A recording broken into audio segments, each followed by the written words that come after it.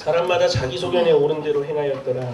이게 처음에 나왔던 계속해서 사사기와 연결되는 내용이에요. 근데 이 자기 소견에 오른 대로 왕이 없던 그때 왕이 없었다라고 하는 이 내용이 이 사사기 마지막을 결말을 장식하는 내용 가운데 계속해서 반복해서 나옵니다. 즉 처음과 끝에 있어서 이 강조점을 보여주면서 더 나은 것이 무엇이고 우리가 소망해야 될 것이 무엇인지를 보여주는 것이죠. 그래서 큰 그림 보면은 다음 구절에서 명쾌하게 설명한다고 되어 있는데 그때에는 이스라엘이 왕이 없었으므로 사람마다 자기 소견에 오른 대로 행하였더라.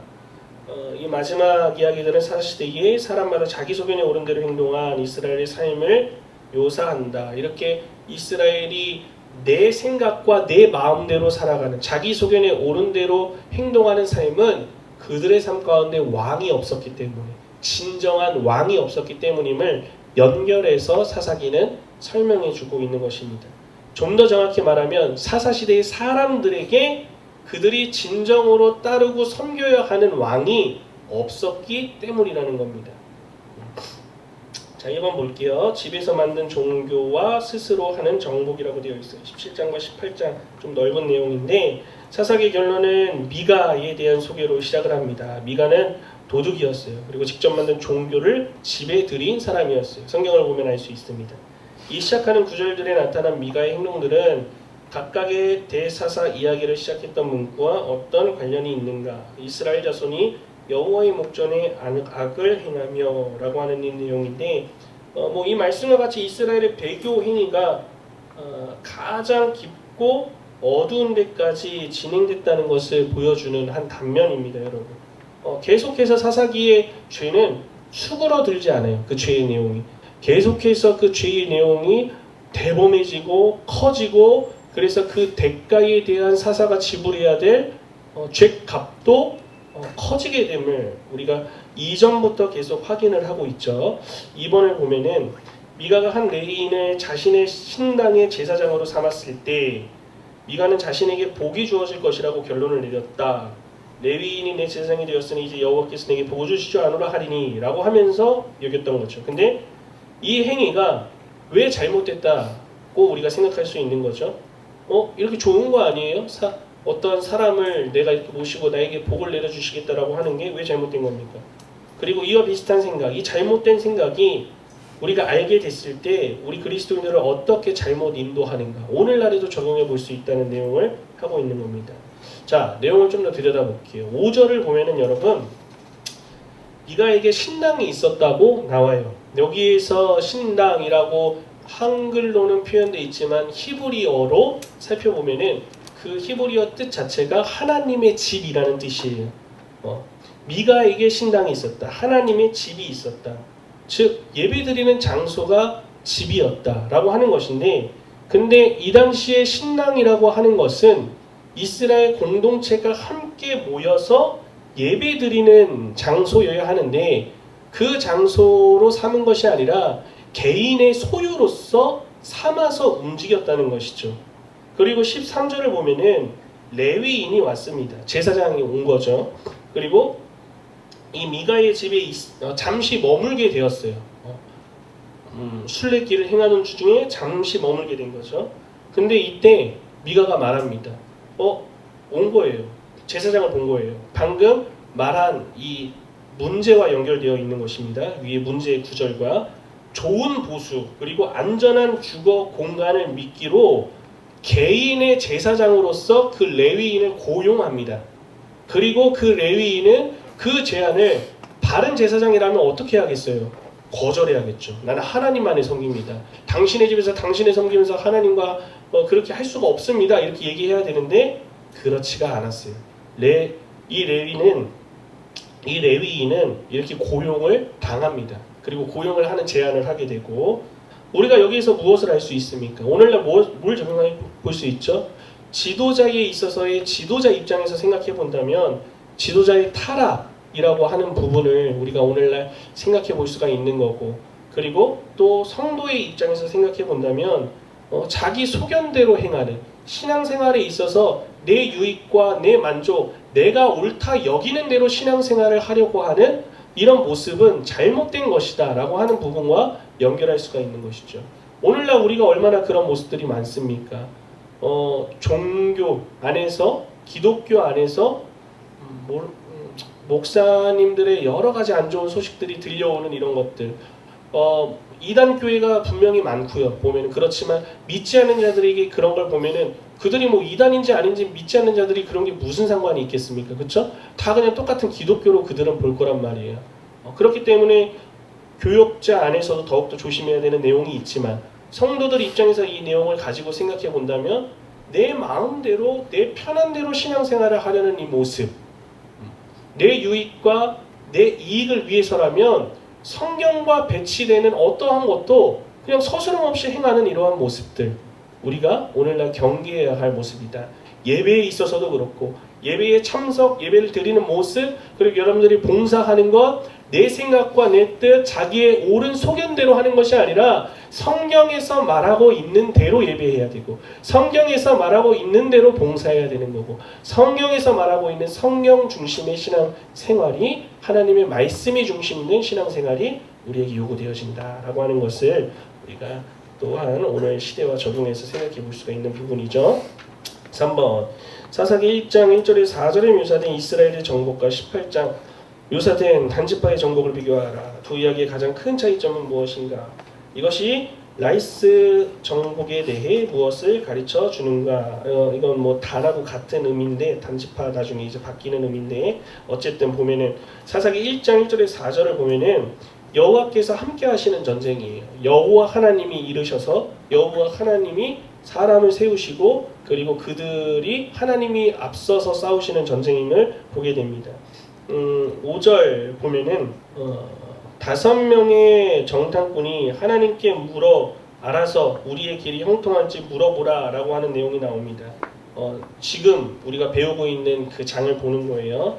근데 여기에서 뭔가 이들이 5명의 정탐꾼이 잘하고 있는 것처럼 보이죠. 그런데 결말을 보면은 30절을 보면은 단 자손이 자기를 위해 신상을 세웠고 라고 하는 결과를 보게 돼요. 이렇게 하나님의 뜻을 구하면서 나아가는 것 같은데 그들이 결국에는 자기를 위해 신상을 세웠다는 것으로 마무리가 된다는 것이죠. 즉 이때의 물음은 진정으로 하나님의 뜻을 알기 위해 물어본 것이 아닐 수 있다는 걸 알 수가 있다는 거예요. 그리고 6절을 보면은 제사장의 모호한 답변이 나옵니다. 마치 이것도 그냥 말씀만 보면은 되게 맞는데? 라고 할 수가 있어요. 보세요. 너희가 가는 길을 여호와 앞에 있다. 너희가 가는 길은 여호와 앞에 있다 라고 하면서 너희가 나아가는 그 길이 하나님이 함께 하신다 라고 하는 뉘앙스를 풍기면서 이야기를 합니다. 여기에서 94페이지 한번 볼게요, 여러분. 하나님의 담론과 제3계명 한번 보세요. 이 내용을 왜 볼까요? 3계명이 뭡니까, 여러분? 우리가 알고 있는 내용이죠. 여호와 이름 망령되게 부르면 안 된다는 그 내용이죠. 그렇죠? 출애굽기에도 적혀 있는. 근데 우리가 뭐 비속어나 여기 나와 있는 설명대로 비속어나 뭐 이런 것들을 통해 가지고 뭐 하나님을 욕하는 믿지 않는 사람들 뭐 그렇게도 생각할 수 있지만, 우리는 믿는 자들이 더 미묘한 방식과 교묘하게 하나님의 이름을 망령되이 사용하는 경우가 있다는 것을 이야기를 하고 있습니다.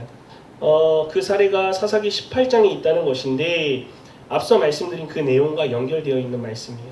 거짓 제사장이 하나님의 이름으로 거짓되는 확언을 하고 있습니다. 평안히 가라. 너희가 가는 길은 여호와 앞에 있느니라. 이것이 여기에서 분명히 해석하기를 거짓 제사장이 하나님의 이름을 빌어서 거짓으로 이야기를 한다는 것이죠. 또 라이스 땅을 정탐하러 갔던 5사람이 돌아올 때 거짓되는 확언을 합니다. 하나님이 하면서 하나님이 말씀하셨다는 것처럼 이야기를 합니다. 그러면서 그 땅을 너희 손에 넘겨주셨다. 하나님은 허용하신 적이 없는데 하나님의 이름을 가지고 무작정 남발하는 겁니다. 그리고 우리는 또한 하나님이 계시된 말씀에 반대되게 행동하면서 이른바 하나님의 담론으로 여기 나와 있는 내용이에요. 합당하려고 시도할 때 우리도 그들과 똑같은 행동을 할 위험에 처해 있다. 하나님의 이름으로 내가 살아간다고 하면서 하나님의 이름을 나타내는데, 근데 그 실상은 사실상 들춰보니 하나님의 뜻이 아닌데 하나님의 이름을 망령되이 사용하고 있는 내 모습을 들여다보자 라고 하는 거예요. 이 내용이 어떤 내용인지 아시겠습니까? 예를 들면 뭐가 있습니까? 학교 생활을 여러분들이 할 때 학교에서 학교 생활이 완전 개판이에요. 공부도 안 하고 학교 출석도 안 하고 어떤 과목은 막 F 맞고 학교 딱 가면 오랜만이네 막 이런 소리 듣고 그런데 여러분들이 그 친구들을 만나면서 야 우리 교회 좀 가자. 내가 교회 다니는데 정말 좋아. 하나님 내가 믿는 하나님이 어떤 줄 알아? 여러분 어떻게 생각하겠습니까? 하나님이 너를 찾으셔. 너를 찾기 원하셔. 그것 또한 하나님의 이름을 여러분들이 삶 가운데 망령되이 부르짖고 있는 모습이라는 겁니다. 또 뭐가 있습니까 여러분? 학교 생활 가운데는 또 아예 등져버리고 교회 일만 열심히 하는 경우가 있습니다. 참 아름다워 보일 수 있고 스스로도 정당화시키면서 생활할 수가 있어요. 근데 그렇지가 않다는 겁니다. 하나님께서 그거 기뻐하시겠습니까? 절대 기뻐하지 않으세요.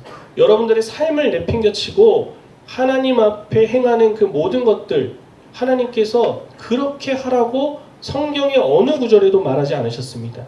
여러분들의 본분을 지키고 열심을 다하는 가정 가운데 여러분들의 월화수목 금토는 다 하나님의 영광을 위해서 살아갈 수 있는 순간들이기 때문에 이분법적으로 생각해서 세상과 그리고 교회라고 나눠서 행동하는 그리고 그 괴리가 크면 클수록 하나님의 이름으로 나는 이렇게 주님의 일만 합니다.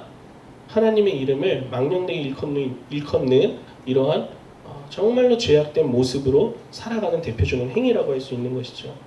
이러한 이야기를 하는 것입니다. 거짓된 이런 모습. 다시 한번 문제로 돌아가 볼게요. 3번에 대한 결론과 정리를 이렇게 해볼 수가 있고요. 4번 레위인이 미가의 집을 떠나서 단지파를 섬기러 간 이유가 무엇인가? 이것은 레위인의 성격에 대해 무엇을 가르쳐 주는가? 우리는 어떻게 이와 같은 방식으로 유혹받을 수 있는가? 19절에서 보면은 단지파가 레위인에게 이야기를 합니다. 아까 그 타락한 레위 미가에게 있어서 더 안정되고 돈을 요구했을 때 그것을 수용하고 그곳에 머물렀던 그 자에게 더 많은 돈 그리고 더 큰 명예를 요구합니다. 단지파가. 그럼 레위인은 어떻게 했습니까 여러분? 어떻게 했겠어요? 이전에 내가 잘못했으니까 나는 이제 깨닫고 나는 이제 바른 길로 그거 아닙니다. 이렇게 했습니까? 성경을 보니까 이 사사시대의 레위인은 그렇게 행하지 않았어요. 그것을 기꺼이 받아들였는 모습을 보게 됩니다. 눈앞에 보이는 돈 그리고 명예 등을 하나님의 뜻보다 더 가치 있게 여기는 것이죠. 하나님이 기뻐하시는 방향이 분명히 있는데 세상에 더 좋아 보이는 것들을 쫓아서 쉽게 따라가고 타협하는 모습이라는 거죠. 이것 또한 우리한테 적용해 보기 너무 쉬운 내용이겠죠. 여러분들의 캠퍼스에서 이러한 내용 많이 얘기할 수 있을 거예요. 제가 말씀 안 드려도 꼭 나누시고 넘어가시기 바라겠고요. 91페이지로 넘어가서 2번 볼게요. 창세기 19장 1절에서 11절을 읽고 그곳 사건들과 사사기 비교해래요. 비교. 그리고 베냐민 지파가 기브아에서 사는 것에 대해 무엇을 말해주는가? 또 신명기 29장 16절에서 28절을 보라. 먼저 이것에 대해서 베냐민과 소돔에 대한 이야기인데 93페이지를 한번 보세요. 베냐민과 소돔이라고 나와 있죠.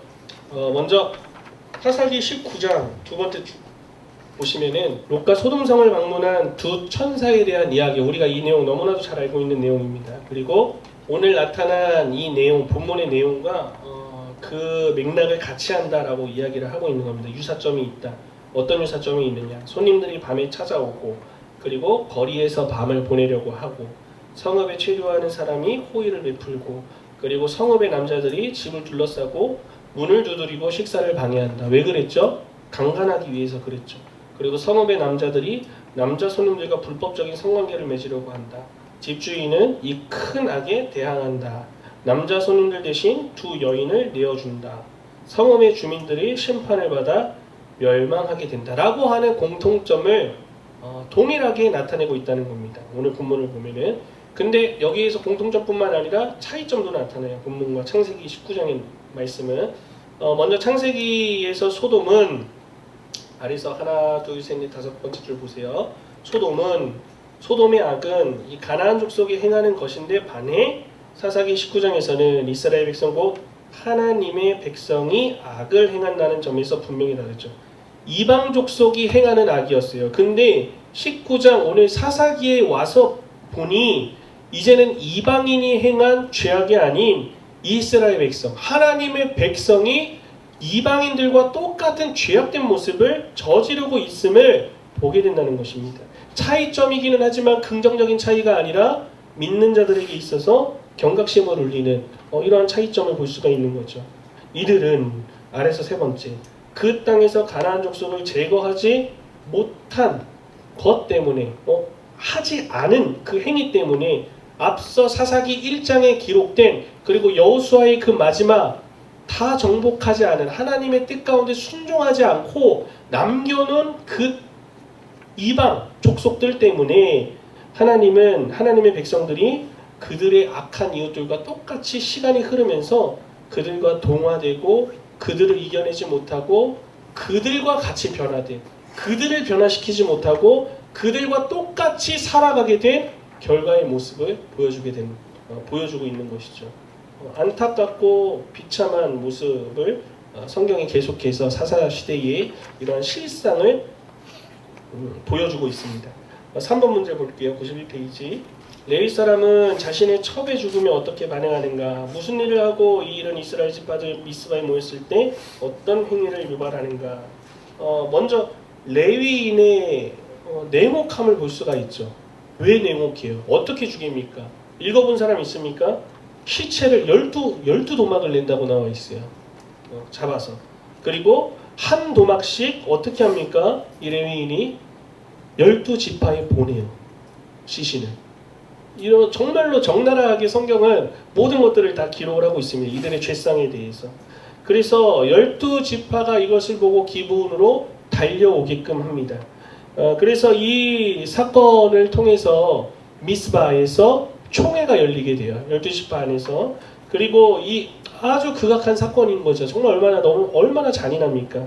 이 사건의 현장이었던 기브아 땅에서 이 기브아 땅은 베냐민 지파의 이 당시 성읍이었어요. 베냐민 지파의 베냐민 지파로 말미암아 그러니까 어떻게 됩니까? 이후의 결과 여기서 말하는 문제에서 어떤 행위를 유발했습니까?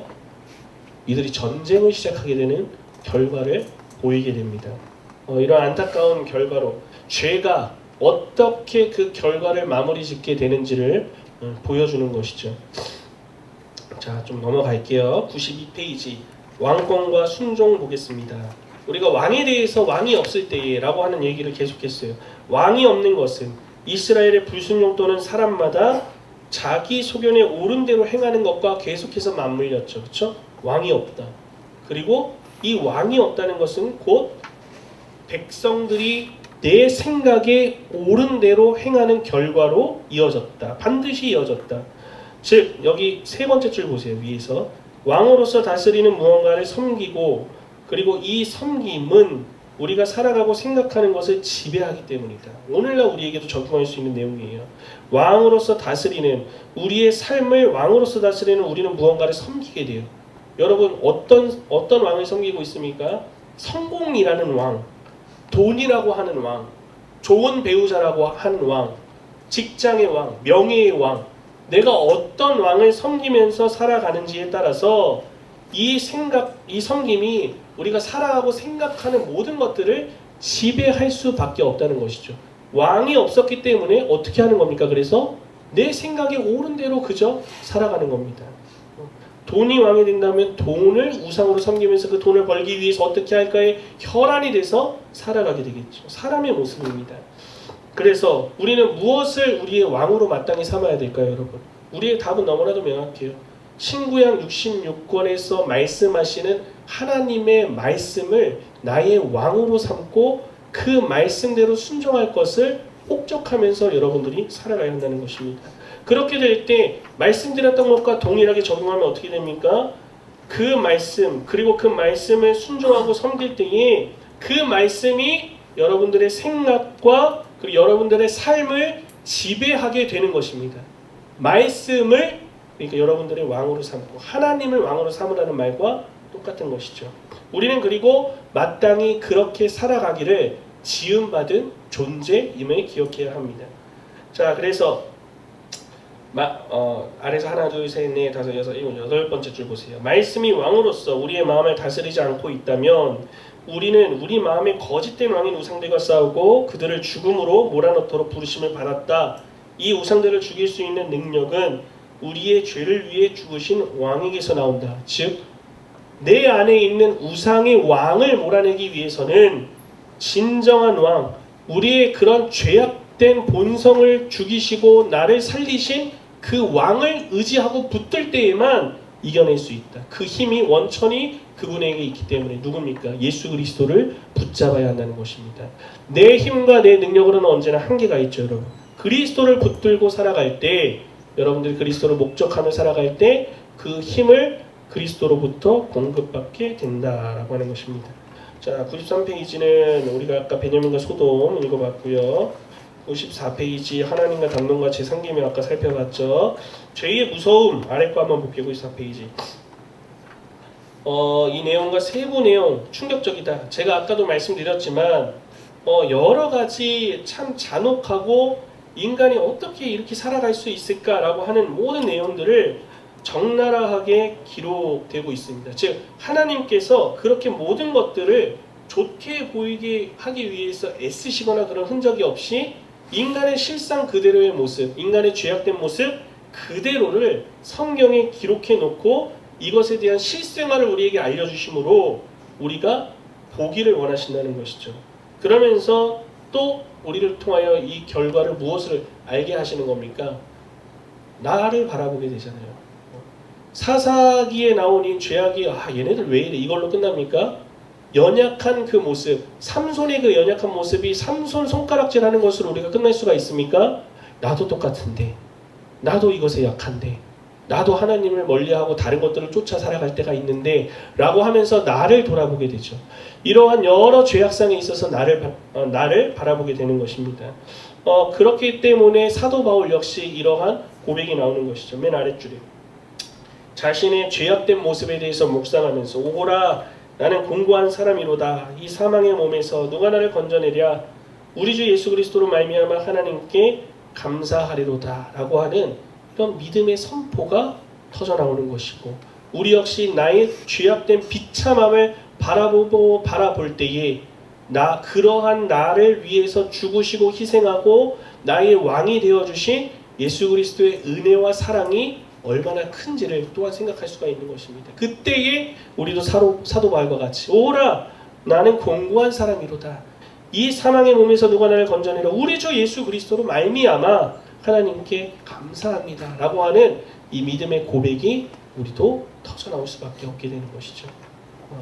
사사기의 내용을 계속해서 우리가 정리를 해봤는데 뒤에 있는 요약과 결론에 있어서는 여러분들 수준에서 충분히 읽고 이 안에 나눌 수 있는 정도의 내용입니다. 제가 이거는 특별히 강의하지 않겠어요. 그래서 여러분들이 읽어보시고 여러분들 안에서 큰 틀을 또 사사기에 대한 주요 내용을 정리하는 것으로 마무리하시면 되겠습니다.